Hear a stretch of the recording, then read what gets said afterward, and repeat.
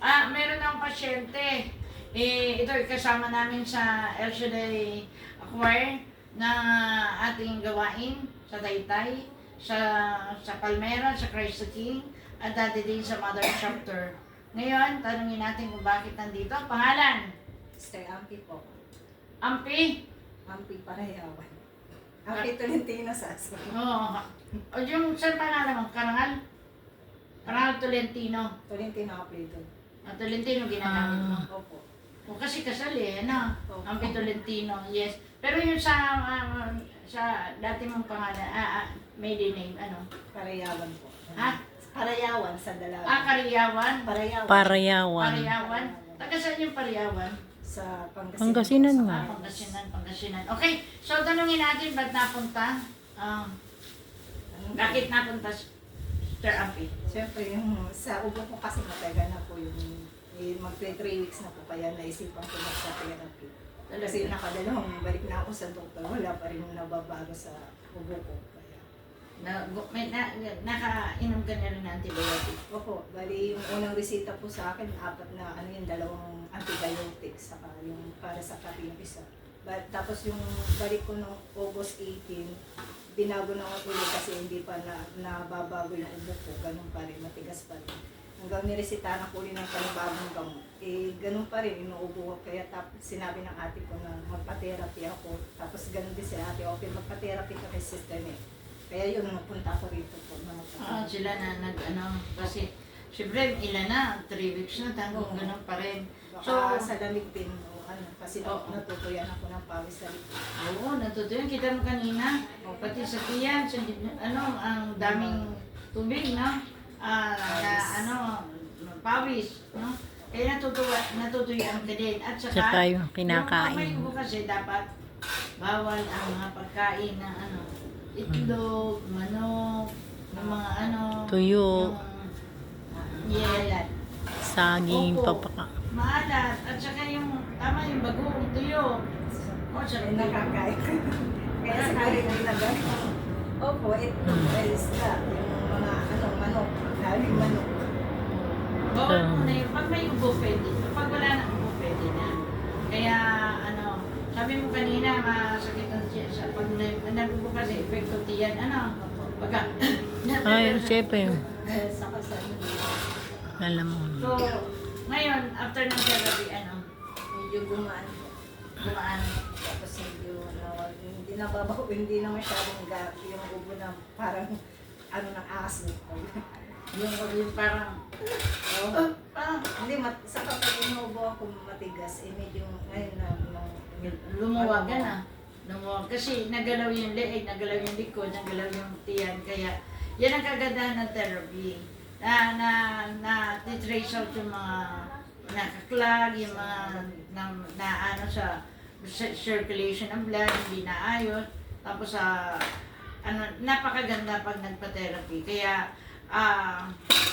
sa oras na ito, dalangin natin na patuloy na ibuo sa kanyang kagalingan. Kagalingan. Kasi, course siya, maglulunis na. Course siya na Christ the King. Opo. Kaya, nasa na actually yung Purple King. Pakita natin para makita. Yan po, yan. Yan. Kasi, ayun, gabil din siya ng Purple King. Pero nakatikim na rin siya ng black rice coffee. Saka yung bawang. At saka yung black garlic. So anong mo dun sa black garlic sa Yung 3 beses na lang ako na. 3 beses pa lang. So itong Pero purple, yung rice coffee, uminom pa ako ng ng gabi. Medyo maganda yung tulog. yes, nakakasarap ng tulog, no? Kaya din dito sa Purple King kasi, andyan yung pwede, narito naman ang mga benefits, no? So makikita mo, kaya napakaganda ito sa pampataas ng platelets, anti-oxidant, anti-cancer, free radicals, tapos yung mga anti-colon, kaya gumaganda ang pupo, gumaganda wiwi, pag high blood na-normalize, pag low blood na-normalize, kaya napakaganda, no? Lalo na ang gaganda rin ang tulog. Sa mga diabetic, hindi na po ito lalagyan ng sugar. Kasi ang sugar nito ay stevia. Stevia plant na kung saan very good for our health. Hindi sugar na white sugar. Stevia, alam natin parang ano sa mga, lalo na sa may mga diabetic, sa may mga high blood, sa lahat na may mga ano, napakaganda ito. Kaya ngayon, ipag-pray natin si Ampy sa ano, pero gusto mo talaga na pray natin, oh, maganda na ano mo, medyo na may ano na, nasa na mainit na, kaya namin mo pa sa service mainit na tubig. Walang nagsabi sa'yo uminom na mainit. Ngayon lang po. Yan. Tapos, may, bawal magkaroon ng pawis ang likod at saka leeg. Yan. Wala sa mga leeg. Kasi pagka may ubo at pawis ang leeg, nagtitrigger din yon sa ubo. Kaya dapat laging papalitan ang towel, no? Papalitan ang towel. So, may herbal tea ako. Bigay ko lang po sa'yo, ha? Bigay ko lang. Ito, Crystal Nature Herbs. Alam mo na yon? O yan. Para pag uwi mo, yan ang inumin mo, ana. Pero kakain to muna. Oo. So, magpipray tayo. Ipag-pray natin si Frederick. Ha? Salit pa ito muna tubig. Kasi lalabas talaga ang plema niya. Lalabas talaga, ang plema Nawakas niya. ko na po yung isang kasap. Mainit na tubig binigay na Sister Bits. Oo. Eh, Lalabas. Ay, Kaya, pipili. ayan. Itong purple key, malaking bagay din sa may mga ubo, sa may mga, papataas ng platelet, sa may, napakaganda. Kaya, very effective, very helpful, very essential sa ating lahat.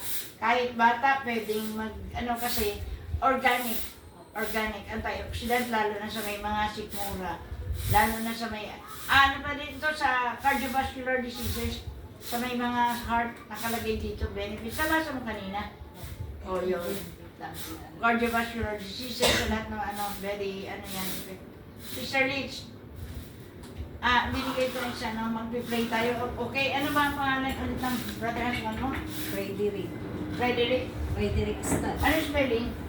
F-R-A-R-I-C.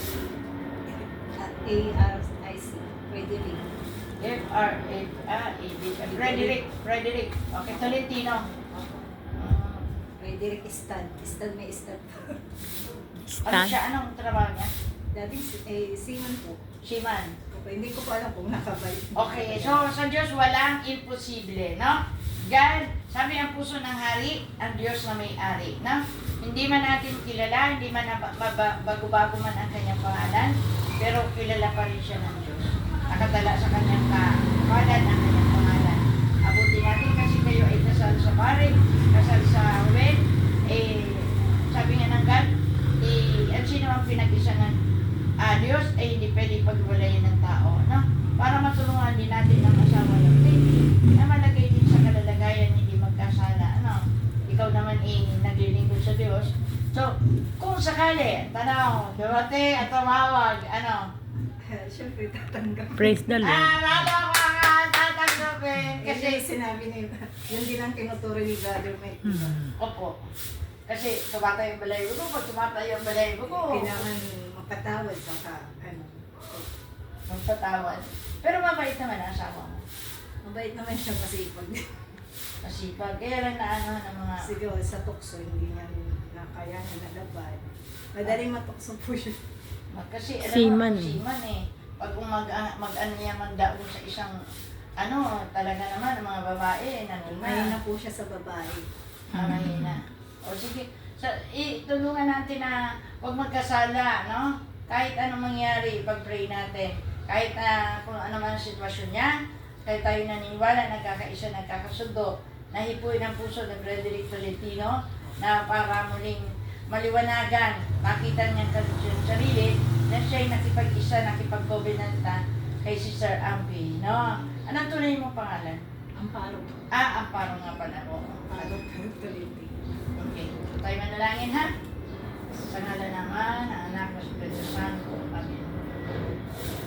O dakilang Diyos, mapagpalang Ama Diyos, dahil ang Diyos na laging tumutugon sa aming panalangin. Pinupuri ka namin, pinapasalamatan ka namin sa iyong kabutihan. Yahweh, unat mo po ay mapagpalang kamay, abutin mo, Panginoon Lord, Sister Ampie, na kung saan ang nangailangan ng iyong habag at awa. Sa kanyang kalusugan, alam namin na ikaw ang Diyos na dakilang manggagamot. Have mercy on her, Panginoon. Nag-suffer siya for 3 weeks, nagsubmit na siya sa doktor, pero uminom na siya ng antibiotic, pero nariyan pa rin. Naniniwala po kami na ikaw ang Diyos magtitake control pagkat sabi mo, ikaw ang Diyos na dakilang manggagamot.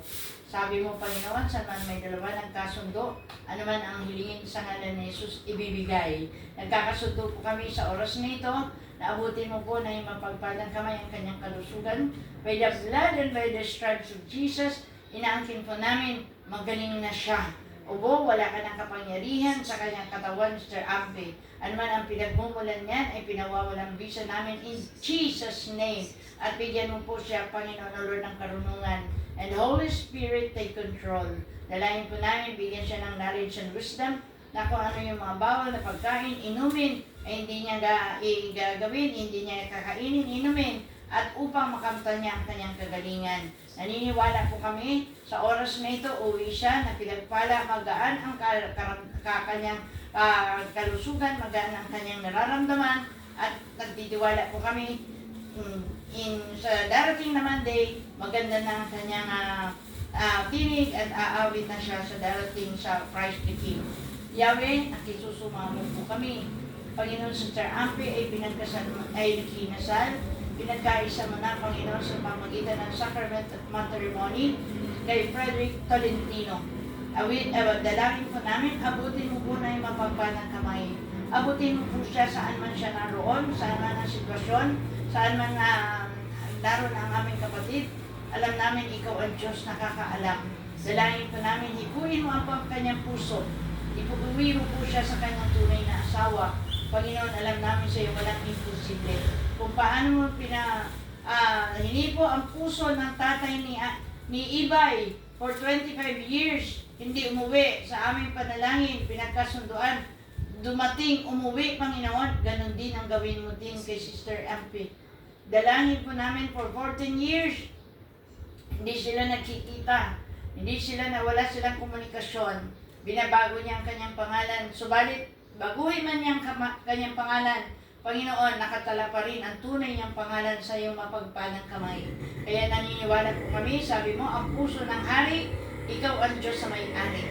Nagtitiwala kami sa ngalan ni Jesus, inaabot mo na siya kung saan siya naroon, at kung siya man ay mayroon ng kinakasama, ipuin mo po ang puso niya na ibalik mo po siya sa tunay niyang asawa kay Sister Ampie, Panginoon.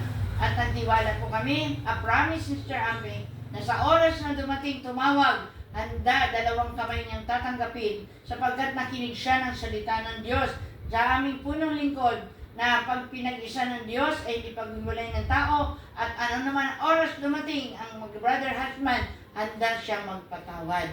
Kaya Lord, narinig mo yan, naniniwala po kami, hindi kami nag-aanilangan. Right now, O Lord, ang kapangyarihan mo ay dumadaloy na sa puso ni Frederick at nagtitiwala po kami in your mighty name at in your God's will, iuwi mo siya kay Sister Ampie.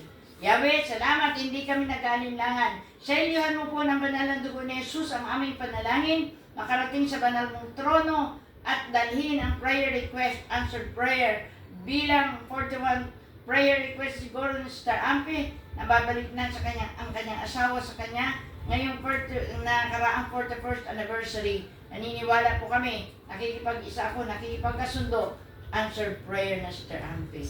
Yahweh, salamat po. Isin mo ng blood of Jesus ang buhay ni Sister Ampie, ng blood of Jesus, upang manatili ang kaligtasan ng kanyang nanay, ang kanyang kapatid, ang kanyang buong angkan, at sa manaro ng kanyang mga kapatid, lalo ng kanyang kapatid ng Saudi, pagpalain mo at kanyang mga pamangkin, i-bless mo po ang kanyang buong sambayan.